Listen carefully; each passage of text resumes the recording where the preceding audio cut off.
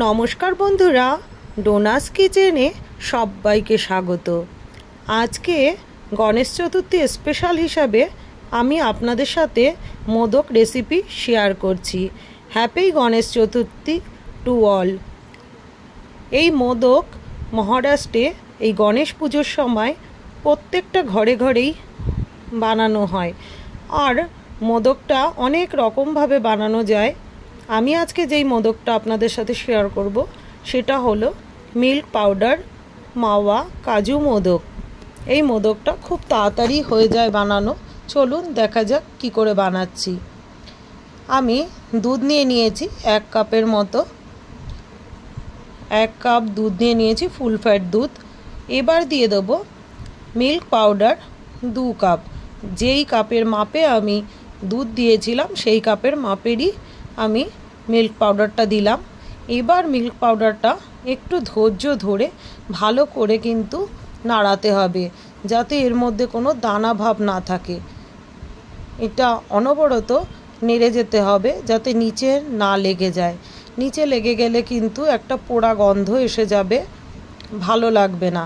সেই জন্য এটাকে অনবরত চালিয়ে যেতে হবে খুন্তিটাকে। এবার আমি এর মধ্যে দিয়ে দেবো কেশর মিল্ক মশলা। এটা 1 চামচের মতো আমি দিয়েছি। আপনাদের কাছে যদি না থাকে আপনারা কেশরটাও দিতে পারেন। এবার দিয়ে দিচ্ছি 1/2 কাপের মতো চিনি দিয়ে দিলাম। মিল্ক পাউডারটার মিষ্টি থাকে, তাই চিনিটা আমি 1/2 কাপের মতো দিয়েছি। এবার কিছু এলাচ ফাটিয়ে নিয়ে তার দানাগুলো একটু থেতো করে দিয়ে দিয়েছি। আপনারা এলাচ পাউডারটাও দিতে পারেন। এবার এর মধ্যে কুচি করা কিছু কাজু বাদাম দিয়ে দিলাম। আমি যেহেতু এটা মাওয়া কাজু মোদক বানাচ্ছি, তাই আমি শুধু কাজুটাই দিয়েছি। আপনারা ড্রাই ফ্রুটসও দিতে পারেন যে কোনো। এবার আমি ঘি দিয়ে দিলাম। ঘিটা দেওয়ার পরে ভালো করে নেড়ে নিতে হবে। দেখুন এইভাবে সাইড থেকে পুরো সম্পূর্ণটা উঠে আসবে এক জায়গায়। কালারটাও একটু কেশর মালাইটা দেওয়াতে কালারটাও এরকম এসছে। এবার এর মধ্যে আবার কিছুটা ঘি দিয়ে নিচ্ছি। এই ঘিটা দেওয়ার পরে আরও কিছুক্ষণ 2-3 মিনিটের মতো নাড়াচাড়া করে একটু ঠান্ডা যখন হয়ে যাবে, আমি এই মোল্ডটা নিয়ে নিয়েছি। মোল্ডের মধ্যে ঘি লাগিয়ে নিলাম। আপনারা যদি মোল্ড না থাকে তবুও আপনারা মোদক বানাতে পারেন, সেটা আমি অন্য ভিডিওতে দেখিয়ে দেব। এটাতে হাতটায় গোল করে নিয়ে তার মধ্যে আপনি ওপরটা একটু লম্বা শেপে করে নিয়ে সাইডে টুথপিক বা কাঁটা চামচ দিয়েও আপনি মোদক বানিয়ে নিতে পারেন মোল্ড ছাড়া। আমি পরের কোনো ভিডিওতে আমি ওটা শেয়ার করব।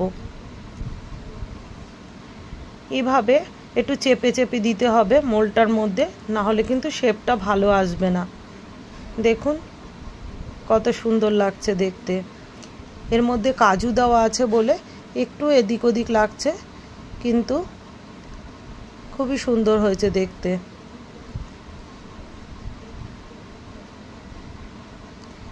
এই মোদকটা চকলেট ফ্লেভারের বানানো যায়। ট্র্যাডিশনাল যেটা সেটা নারকেলের পুর ভরা ভাপা যেটা হয়, ওটাও আমি বানাই। ওটার রেসিপিটাও আমি শেয়ার করব কিছুদিন পরে।